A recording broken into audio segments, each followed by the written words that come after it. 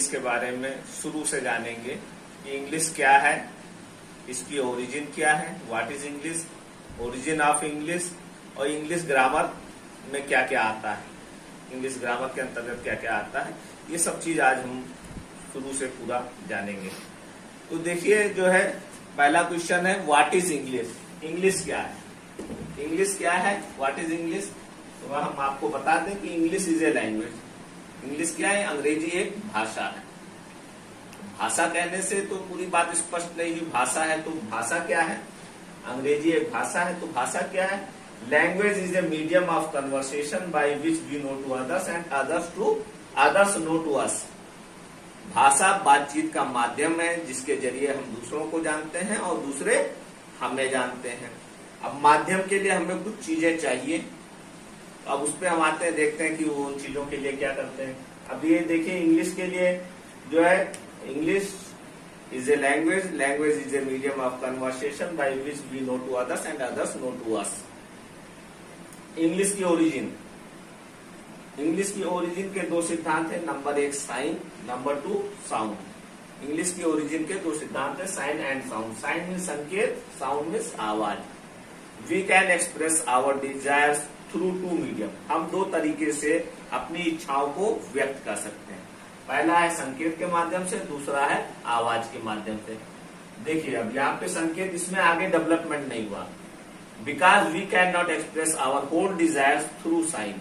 हम संकेत के माध्यम से अपनी संपूर्ण इच्छाओं को व्यक्त नहीं कर सकते, इसलिए इसमें आगे डेवलपमेंट नहीं हुआ, ये यहाँ पे रुक गया। संकेत मतलब जैसे किसी को बुलाना है, यूं किया आ जाओ, किसी को कहना है रुक जाओ, पानी पीने के लिए यूं किया, ये सारे संकेत हैं। But we can not express our whole desire through sign, इसलिए इसमें डेवलपमेंट नहीं हुआ, ये आगे इसमें रुक गया। दूसरा है साउंड, आवाज।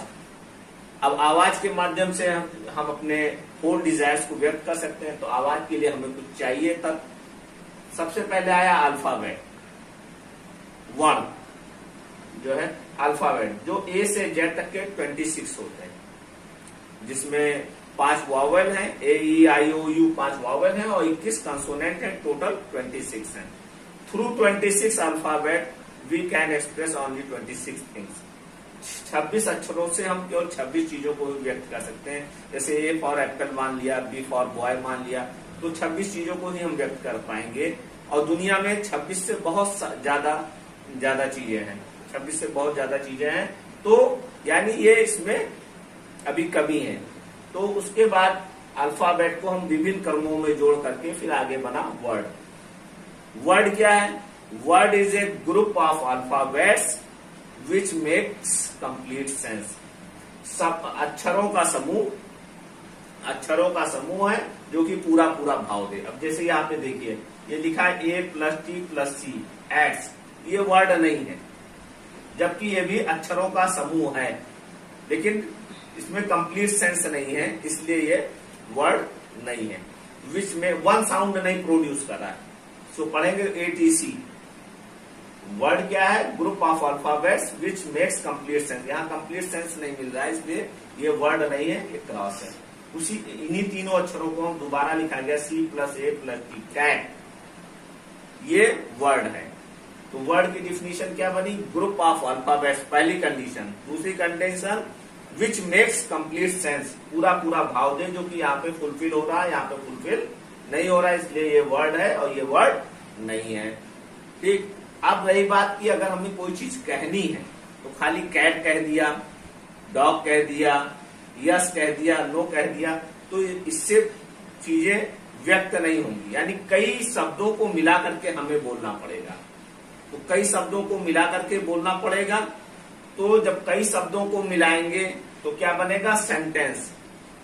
कई शब्दों को मिलाएंगे तो बनेगा सेंटेंस, वाक्य। अब सेंटेंस क्या है, sentence is a group of words which makes complete sense. Sentence है शब्दों का समूह जो कि पूरा भाव दे। शब्दों का समूह, उसका एक नियम है, एक क्रम है, उसी क्रम में शब्दों को लिखा जाएगा, वो सेंटेंस बनेगा। Sentence is a group of words which makes complete sense. अब जैसे यहाँ पे लिखा हुआ Ram goes to school, Ram school जाता है, राम स्कूल जाता है, ये हो गया आपका सेंटेंस।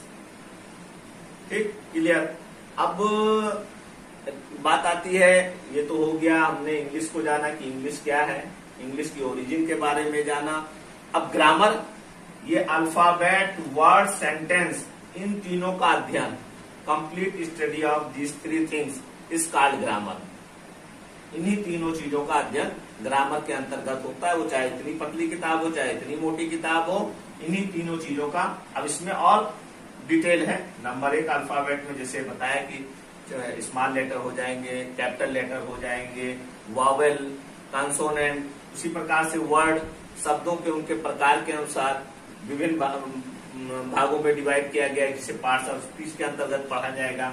उसके बाद सेंटेंस आएगा, सेंटेंस में भी उनके प्रकार हैं, टाइप्स ऑफ सेंटेंस है, टेंस है, ये सब सारी चीजें जो है डायरेक्ट, इनडायरेक्ट है, एक्टिव, पैसिव है, ये सारे सेंटेंस के अंतर्गत आ जाएंगे। तो अल्फाबेट, वर्ड, सेंटेंस, इन तीनों का ही अध्ययन ग्रामर के अंतर्गत होता है। This is your own grammar, यही आपकी कंप्लीट ग्रामर है।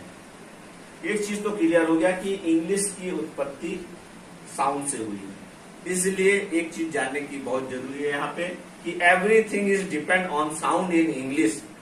अंग्रेजी में सब कुछ साउंड पर ही निर्भर है, सारी चीजें प्रोनाउंसिएशन पर ही निर्भर है और साउंड पर ही निर्भर है, क्योंकि साउंड से ही इंग्लिश की उत्पत्ति हुई है। अब देखिए कई कंफ्यूजन है लोगों में, जैसे यहाँ पे मैंने लिखा है राम गोज टू स्कूल। अब बहुत लोग कहते हैं इसको जैसे पढ़ते हैं रामा, ये राम नहीं रामा है, गलत लिखा हुआ है। तो यहाँ पे एक चीज मैं आपको और क्लियर कर दूं, जब हम किसी चीज का उच्चारण करते हैं, प्रोनाउंसिएशन करते हैं, जब किसी चीज का उच्चारण करते हैं और उसके उच्चारण में अगर छोटा आ की ध्वनि आती है लास्ट में, उस छोटा आ को दिखाने के लिए ए लगाते हैं। जैसे राम, अंत में छोटा आ आया, राम तो छोटा आ आया, तो छोटा आ को दिखाने के लिए हम ए लगाते हैं। This is the correct spelling of Ram. अब आगे एक उदाहरण से और क्लियर कर लेते हैं। जैसे मान लीजिए एक सेंटेंस हम लिखते हैं,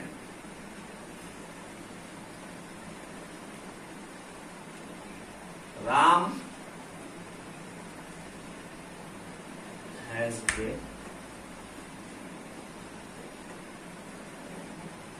अब देखिए यहां पे लिखा हुआ, अब ये सही माने में वाक्य है राम हैज ए रेम।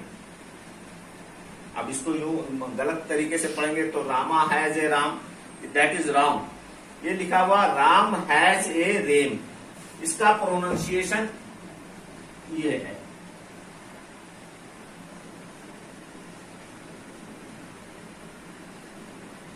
इसका प्रोनाउंसिएशन ये है। इस वाक्य की हिंदी है राम के पास एक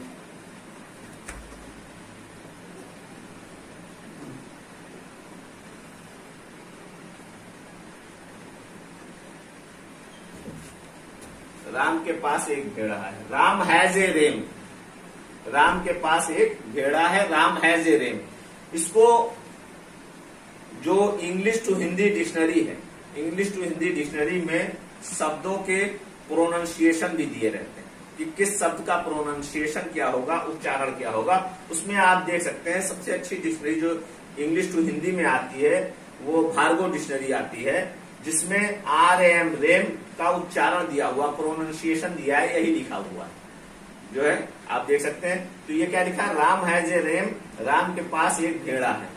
भेड़ा मतलब जो शीप, शीप आप लोग जानते होंगे, भेड़ जिसको बोलते हैं शीप, जो कि कॉमन जेंडर है, उसी का मैस्कुलिन जेंडर है भेड़ा, जिसको रेम बोलते हैं। फेमिनिन जेंडर है ईवी जो है। तो दूसरे उदाहरण से मैं आपको इसको और क्लियर करता हूं कि जैसे बहुत लोगों को आपने देखा होगा हिंदी में जैसे लिखते हैं श्रीवास्तव,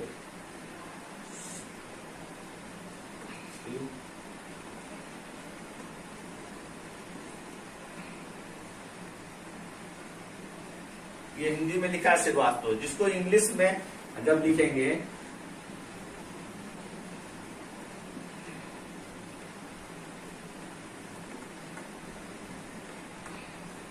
जिसको जब इंग्लिश में लिखेंगे तो इस प्रकार से लिखेंगे SHRIVASTAVA।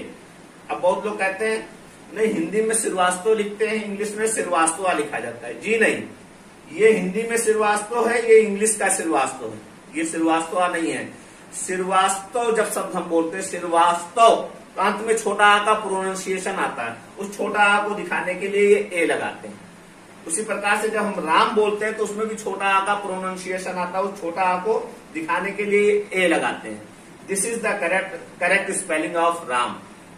और ये रेम, रेम, इसका प्रोनाउंसिएशन रेम है, नॉट राम, जो कि भार्गव डिक्शनरी में दिया हुआ है, और भी दूसरी डिक्शनरियों में भी दिया होगा, लेकिन उसमें इंग्लिश टू इंग्लिश दिया होगा, इसमें इंग्लिश टू हिंदी दिया हुआ बकायदा। तो ये जो है ऐसा क्यों है, मैंने बताया ना कि इंग्लिश की उत्पत्ति साउंड से हुई है, इसलिए everything is depend on sound in English, इसलिए ऐसा है। उस जो साउंड निकल रहा है छोटा आ का, उसको दिखाने के लिए ए लगाया जाता है, ये ए लगाया जाता है। क्लियर? ठीक है, धन्यवाद।